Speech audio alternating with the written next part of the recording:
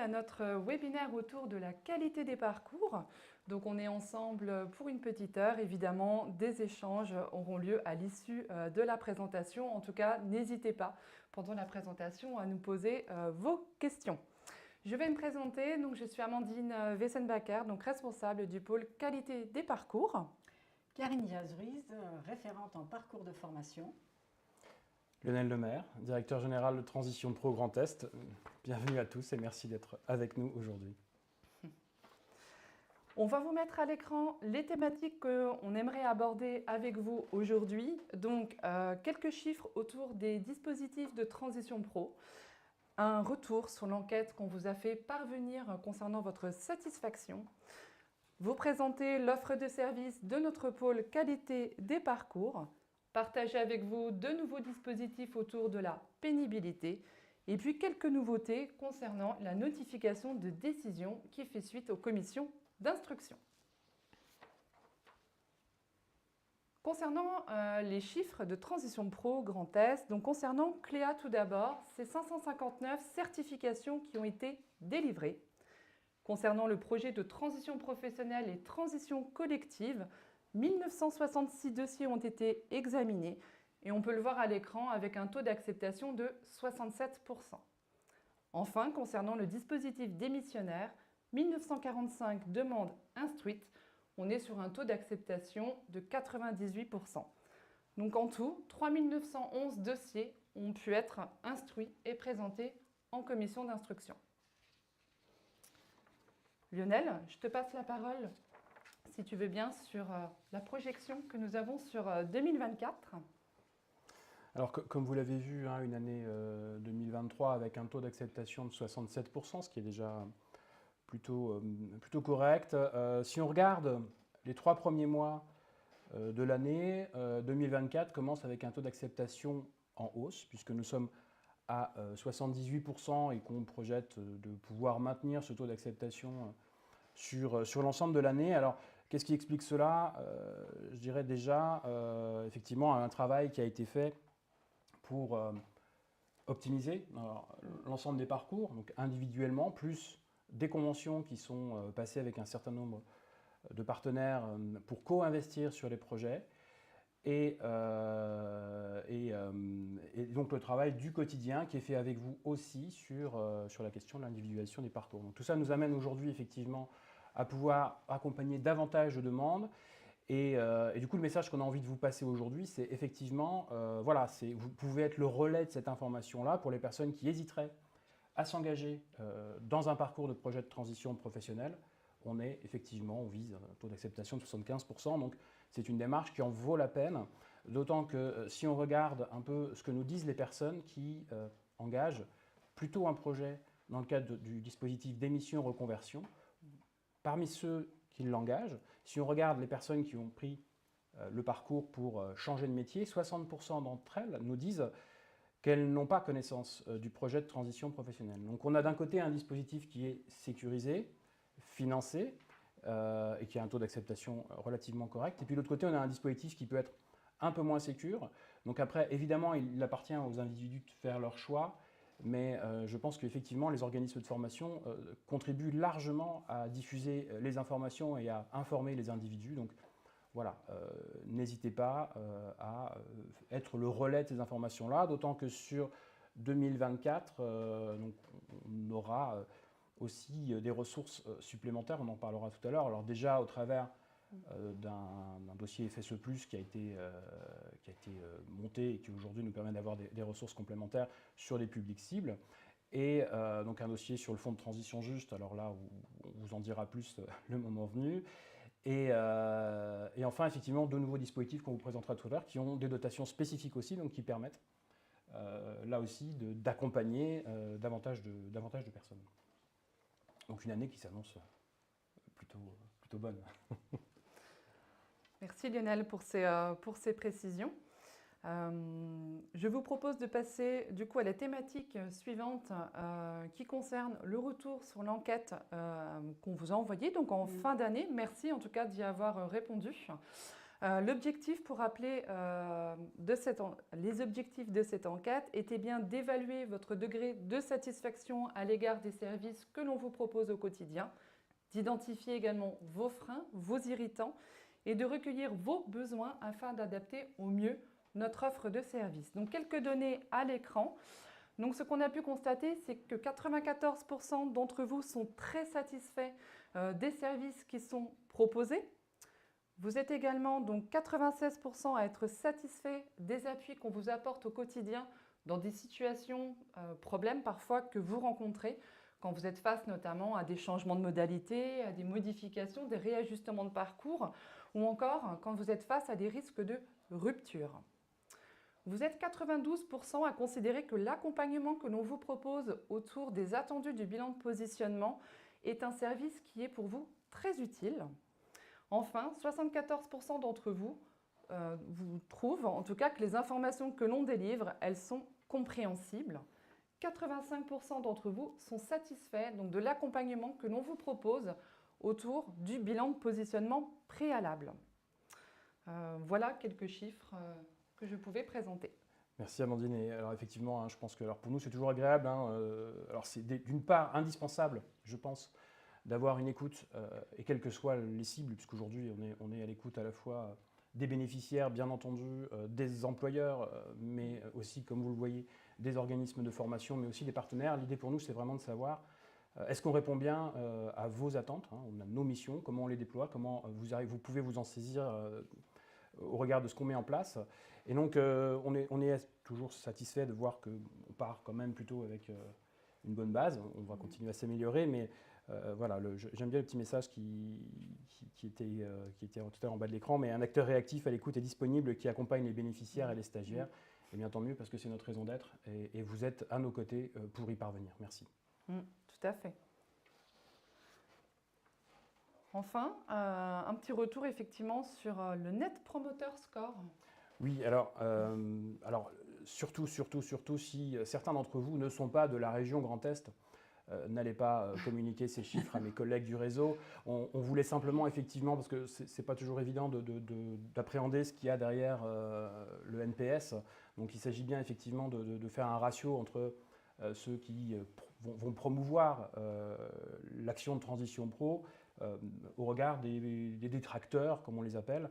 Et donc quand on arrive à un taux de 53, comme on l'a effectivement suite à l'enquête, on est plutôt sur un bon score, voire un très bon score. Et quand on le met en comparaison effectivement avec les chiffres des collègues qui ont mené le même genre d'enquête dans leur région, on arrive effectivement à 21 sur la moyenne du réseau. Donc vous regardez le chiffre, vous l'effacez, parce que je ne veux pas avoir de problème avec mes collègues des autres régions, mais je trouvais intéressant qu'on le compare et surtout que c'était la traduction vraiment du travail qui est mené au quotidien par les équipes, puisqu'on a toujours considéré que les organismes de formation étaient avant tout des partenaires et que nous étions là ensemble pour mener à bien le parcours des bénéficiaires. Donc voilà, on souhaitait aussi vous partager cette slide que vous faites disparaître immédiatement.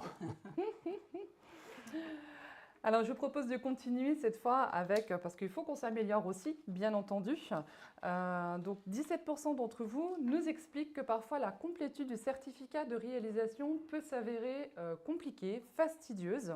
Et c'est pour ça, effectivement, qu'on a à cœur de vous présenter notre offre de service, parce qu'on espère en tout cas que ça viendrait répondre à vos besoins, à vos attentes au quotidien. 58% d'entre vous n'ont pas connaissance des services que propose Transition Pro Grand Est. Donc Karine, tu nous en parleras tout à l'heure. 38% d'entre vous ne sont pas suffisamment informés sur les attentes en matière d'ingénierie pédagogique. Et enfin, globalement, vous avez besoin de comprendre les motifs de refus pour encore mieux vous adapter aux critères et aux priorités. Donc justement, ce que l'on vous propose à ce moment-là, c'est de nous indiquer dans le chat aujourd'hui qu'est-ce qui vous manque, de quoi vous avez besoin. Et je vous propose qu'on y revienne tout à l'heure, qu'on prenne un temps pour répondre à tout ça, à toutes vos interrogations et vos remarques. Surtout, n'hésitez pas, parce qu'effectivement, nous, on dit qu'on est à la fois satisfait du score qu'on obtient et en même temps, on sait qu'il y a toujours des marges de progrès. Donc, elles sont là, vraisemblablement. Donc, faites-nous part qu'est-ce qui vous manque pour bien comprendre les motifs de refus, sachant qu'on sait qu'on fait déjà un certain nombre d'actions, d'informations auprès de vous, individuellement, quand cela est nécessaire. Donc voilà, qu'est-ce qu'on pourrait faire d'autre et surtout qu'est-ce qui est encore pas clair, on va dire, en tout cas dans les décisions telles qu'elles sont posées. Je vous propose de passer donc au chapitre suivant, justement, donc en réponse aux éléments de l'enquête de satisfaction, c'est de vous présenter donc notre offre de service. Et cette fois, je passe la parole à Karine, qui est à mes côtés. Karine, dis-nous tout. Merci Amandine. Alors, comme vous avez pu le constater, vous avez un nouvel espace qui vous est dédié sur notre site. Sur ce nouvel espace vont venir s'ajouter une fac, en tout cas dans le courant de cette année, ainsi que des ressources documentaires qui vont venir simplifier vos démarches. Alors notre équipe, elle est, voilà, vous avez à l'écran notre équipe, elle s'affiche. Notre équipe, elle est dédiée au service des organismes de formation. Vous avez émis le souhait de pouvoir mettre un visage sur les noms. Voilà, c'est chose faite. Et comme vous pouvez le constater, nous sommes une équipe exclusivement féminine. Et bon, une équipe de choc quand même. Absolument, il faut le dire. Bon, cela dit... Vas-y, je te laisse continuer. Comment on peut les accompagner? Voilà, alors dans le cadre de notre offre de services, dont vient de parler très brièvement Amandine, nous avons la possibilité d'organiser des rencontres avec vous. Alors ces rencontres, elles vont se faire sous forme d'ateliers, que ce soit en présentiel ou en visio. Durant ces ateliers, nous allons vous expliquer les attendus du dispositif PTP, que ce soit en matière de complétude du volet, que sur les attendus par rapport au bilan de positionnement. Pour rappel, la commission d'instruction, elle se base sur 2 axes pour prendre sa décision, les critères et les priorités qui déterminent la cotation du dossier. Notre rôle, en fait, c'est de vous accompagner dans les différentes étapes du dossier, que ce soit au moment de la constitution du dossier, voilà, concernant les spécificités techniques. Si vous rencontrez des problèmes pour accéder à votre espace, si vous avez besoin d'informations concernant la saisie du volet, ou ce soit pour comprendre les priorités régionales et nationales, contactez-nous. Et concernant les priorités régionales, nous serons là pour vous donner des conseils afin d'identifier des leviers d'action pour jouer sur les priorités. Durant la phase d'étude du projet, notre rôle, en fait, il consiste à analyser le parcours que vous avez proposé. Nous nous assurons de la cohérence du projet de formation, de la formation avec le projet de changement de métier de la personne. Nous analysons le bilan de positionnement. En fait, dans le bilan de positionnement, nous regardons les expériences de la personne, qu'elles soient professionnelles ou extra-professionnelles, les compétences, les connaissances, ainsi que le diplôme. Et en fonction de tous ces éléments d'information, nous regardons si une individualisation du parcours a été possible et si elle a été proposée. Au besoin, nous reprenons contact avec vous pour comprendre le parcours que vous avez proposé et vous expliquer les attendus du bilan de positionnement. Alors, pour rappel, le bilan de positionnement, c'est l'interface entre la commission d'instruction et l'organisme de formation. Ce bilan de positionnement, il va permettre à la commission de prendre une décision éclairée sur le parcours de formation qui a été proposé. Par ailleurs, le bilan de positionnement aussi, c'est le moyen de mettre en valeur tout le travail que vous avez mené en amont au moment où vous avez rencontré la personne et que vous avez constitué votre volet.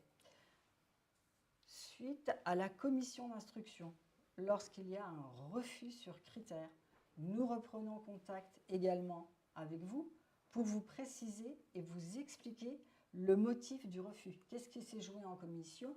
Pourquoi la commission d'instruction a décidé de ne pas financer la demande? Nous menons une réflexion conjointe et afin de vous aider à apporter une réponse plus adaptée, et tous les éléments d'information que nous vous transmettons vous serviront lors de la constitution de prochains dossiers. Nous sommes également là à vos côtés, toujours concernant les parcours et pour continuer dans notre offre de services, nous sommes à vos côtés pour anticiper d'éventuelles ruptures de parcours. Comme l'a dit Amandine, si vous suspectez un risque de rupture, contactez-nous et nous essaierons de trouver ensemble une solution, enfin en tout cas la réponse la plus adaptée pour permettre à la personne d'arriver à la certification dans les meilleures conditions. Pour information, en 2023, le pôle est intervenu sur 56 situations. Nous sommes là également pour vous écouter sur vos éventuelles propositions de parcours innovants. Nous étudierons ensemble, si vous avez des parcours, la faisabilité du projet et nous pouvons être également un appui sur l'ingénierie financière de ce projet. En 2023, nous avons travaillé sur des propositions qui portaient sur les métiers du transport, sur les métiers de la petite enfance, sur la durée du parcours ainsi que sur les modalités du parcours. Notre équipe, elle peut être également présente à vos côtés si vous le souhaitez lors des bilans intermédiaires et finaux. Par ailleurs, comme on l'a également souligné Amandine, si vous constatez qu'il y a besoin de réajuster un parcours, n'hésitez pas à nous contacter et pareil que sur un risque de rupture, nous étudierons ensemble la solution la plus adaptée pour amener la personne à se présenter à la certification dans les meilleures conditions possibles. Cet objectif étant un objectif commun qui vous tient à cœur, à vous comme à nous. Dans la continuité de nos actions, nous poursuivons notre mission de contrôle qualité et comme vous le savez, ces contrôles ils sont axés sur les échanges. Pour rappel, le décret du 2 décembre 2023 vient renforcer le contrôle de services faits.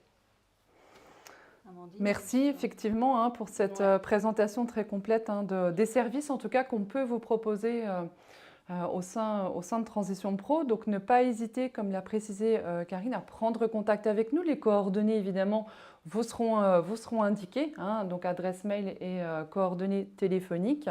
Donc à retenir, dès qu'on est face à une rupture de parcours, si on souhaite faire une proposition d'ingénierie innovante, tu nous disais, on est à vos côtés, évidemment, tout au long des parcours des personnes. On poursuit nos contrôles qualité. On peut vous accompagner pour des éléments un peu plus pratico-pratiques comme l'accès aux espaces sécurisés.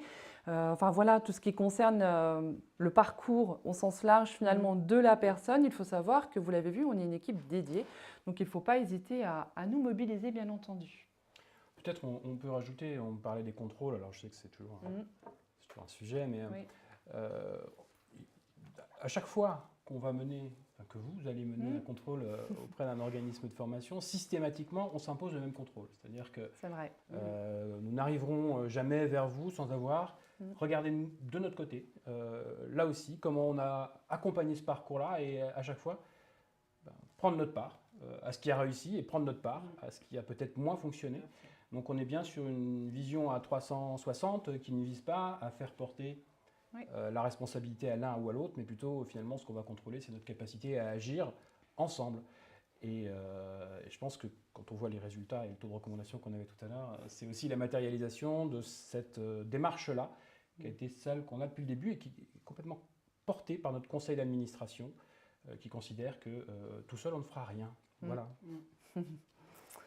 Merci pour cette présentation et ces précisions.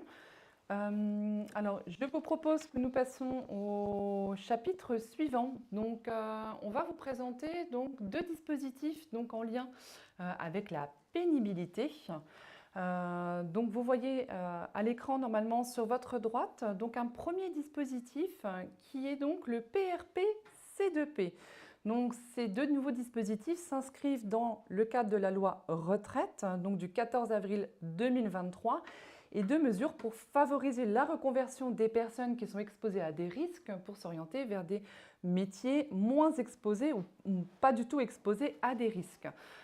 Donc, le PRP C2P s'adresse bien aux personnes donc, qui sont titulaires d'un compte de prévention. Et puis, en dessous, donc, on a le PTP FIPU, pour les personnes donc, qui ne sont pas dotées d'un compte de prévention, mais qui sont tout de même soumises à des risques ergonomiques. Alors, oui, Lionel, bien sûr. Excuse-moi de t'interrompre, mais c'est vrai que je vois les intitulés. Alors, surtout, ne vous braquez pas sur les intitulés qui ne sont pas définitifs. En vérité, une communication arrivera très prochainement portée par le réseau et France Compétences et la terminologie autour des dispositifs sera un petit peu revue. Voilà, ce qu'il faut retenir, c'est qu'il y en a effectivement un dont le point de départ, c'est le compte pénibilité, Oui. et l'autre, c'est plutôt le projet de transition professionnelle qui s'appuie sur, en tout cas qui s'adresse plus particulièrement à des personnes qui sont en situation d'usure. Mais voilà, je sais que les acronymes, c'est pas toujours. Oui. Oui, bon, pas très joli. Ouais, c'est sûr.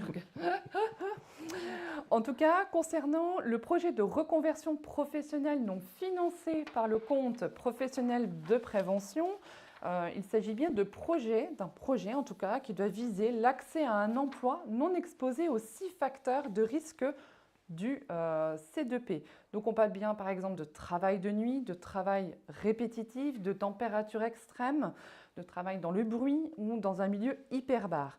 Donc il s'adresse bien pour les salariés du secteur privé qui doit permettre de financer une action de formation, un bilan de compétences ou une VAE.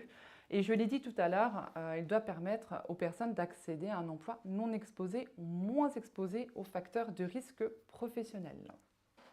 Donc effectivement, possibilité via ce compte prévention pénibilité de faire un bilan ou une validation des expériences. Alors il y a une petite subtilité, c'est qu'effectivement il faut que ça suive un ordre, c'est-à-dire que quelqu'un qui ferait une demande de formation par exemple ne pourra pas ensuite faire une demande de bilan de compétences. Hein, il faut, si la personne veut faire un bilan de compétences, qu'elle commence par le bilan, qu'elle envisage ensuite potentiellement une VAE et le cas échéant une formation. Hein, mais elle peut effectivement uniquement faire une demande de formation. Mais, voilà, une fois que c'est fait, elle ne peut pas refaire un bilan derrière, quoi. Tout à fait.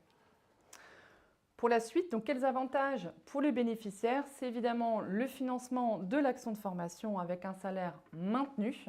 Il faut savoir que dans le cadre du projet de reconversion professionnelle, doit faire l'objet d'un accompagnement par un conseiller en évolution professionnelle qui doit accompagner, orienter, appuyer le salarié dans l'identification d'un métier moins à risque.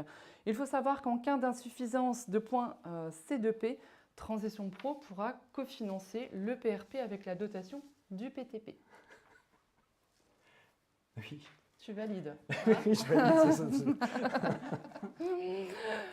Concernant maintenant le PTP, donc on l'a dit, FIPU, pourquoi? Parce qu'il s'inscrit effectivement dans le fonds d'investissement dans la prévention de l'usure professionnelle. On est bien là sur une modalité spécifique au PTP.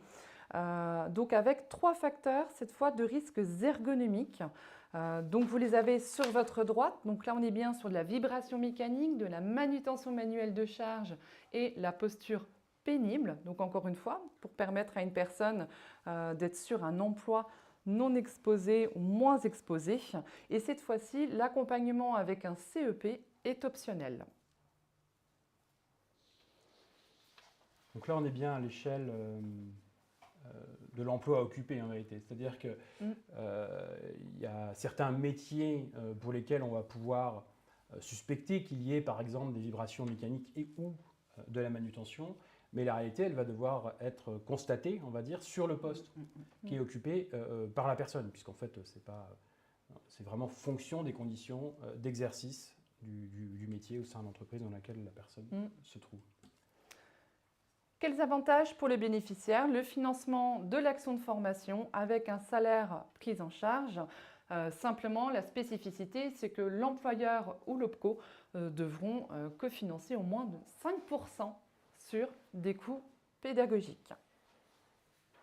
Donc 5% des coûts pédagogiques. Alors évidemment, c'est 2 choses. Effectivement, c'est d'une part effectivement qu'on constate la réalité des conditions d'usure, on va dire, et en même temps, du coup, que l'employeur contribue. Donc il va à la fois attester des conditions dans lesquelles la personne exerce son métier, et puis prendre en charge 5% des coûts pédagogiques. Alors 5% des coûts pédagogiques sur l'ensemble du coût d'un dossier, on est effectivement sur des sommes qui restent relativement raisonnables. Je pense que l'enjeu qui est derrière, c'est effectivement, et ça aussi sans doute vous aurez peut-être un rôle à jouer, en tout cas nous on prendra ce rôle d'information, c'est que finalement une personne qui rentrerait aujourd'hui dans le cadre de ce dispositif-là, donc lié à l'usure professionnelle, c'est des fonds qui vont être fléchés puisque c'est une dotation spécifique, et ça veut dire que si toutes les conditions sont remplies, l'acceptation du dossier est quasi automatique dès lors que le projet a été travaillé. C'est-à-dire que à ce stade, il n'y aura pas de mise en place de priorité ou autre. On est bien sur des fonds qui seront spécifiquement réservés pour les personnes qui seraient dans ces situations-là. Donc c'est vrai que ça peut être intéressant d'aller le creuser, parce que quelque part, pour la personne, c'est un véritable levier. Absolument.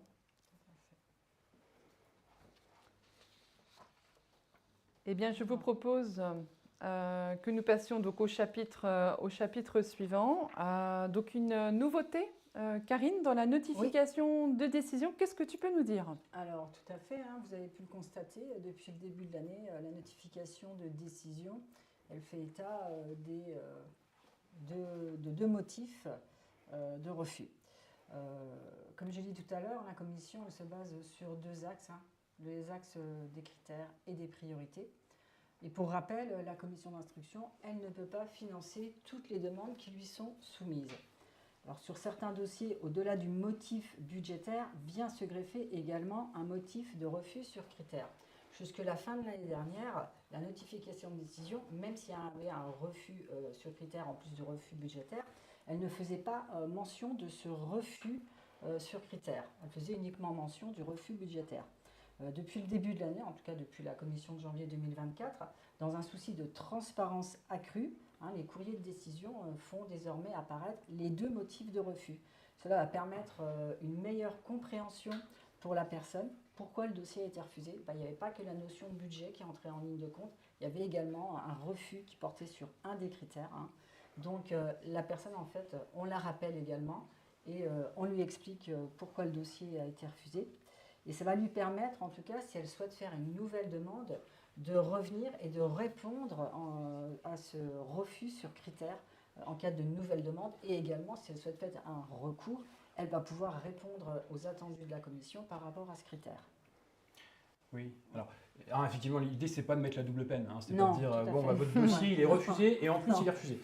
Je pense que vraiment, l'idée, c'est pas celle-là. Alors, peut-être déjà à resituer, je pense que sur, j'ai plus le chiffre exact en tête, mais si on regarde le taux de refus sur les dossiers qui remplissent l'ensemble des critères, il me semble qu'on est au-delà de 85% de taux d'acceptation, voire peut-être même plus. Donc ça veut dire qu'il y a quand même un certain nombre de dossiers qui sont non pas refusés pour des logiques de priorité, mais bien parce que les projets sont considérés comme encore à travailler un petit peu. L'enjeu du coup de donner ces deux motifs, c'est effectivement de permettre à la personne de bien reprendre en main son dossier. C'est-à-dire que si on l'informe juste que son dossier a été refusé pour des motifs de priorité et qu'elle représente son dossier l'année prochaine, on ne lui aura pas donné l'information fondamentale qui est d'accord, il n'y avait pas la possibilité de financer votre dossier cette fois-ci, mais en même temps, si on l'avait eu cette possibilité, ça n'aurait rien changé parce que sur ce critère-là, en termes de cohérence, de perspective d'emploi ou de parcours, n'était pas rempli du point de vue de la commission. Donc c'était vraiment important de donner ces informations-là. L'idée, c'est vraiment de permettre aux individus de savoir exactement quel a été le motif du refus et de pouvoir retravailler sur leur dossier sereinement, parce qu'il n'y a rien de tel que de dire une année, là, vous avez été refusé à cause des priorités. Vous revenez l'année suivante, vous êtes dans les priorités, mais là, c'est une problématique de critères. Donc, on ne peut pas faire ça en deux temps. C'est pour ça que ce choix a été fait. Tout à fait. Très bien.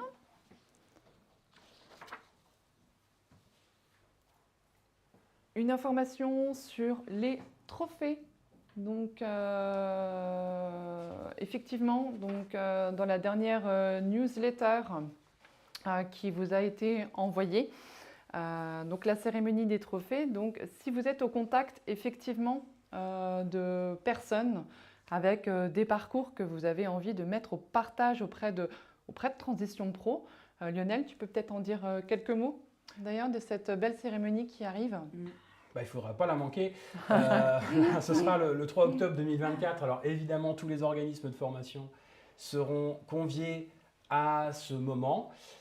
Petit changement, enfin en tout cas petite évolution par rapport à la précédente édition, c'est que là, cette année, on aimerait, en complément des parcours qu'on veut mettre en valeur, effectivement, associer les organismes de formation qui ont contribué à ces réussites. L'année dernière, on était vraiment sur l'individu et on va continuer à être très centré sur les réussites individuelles.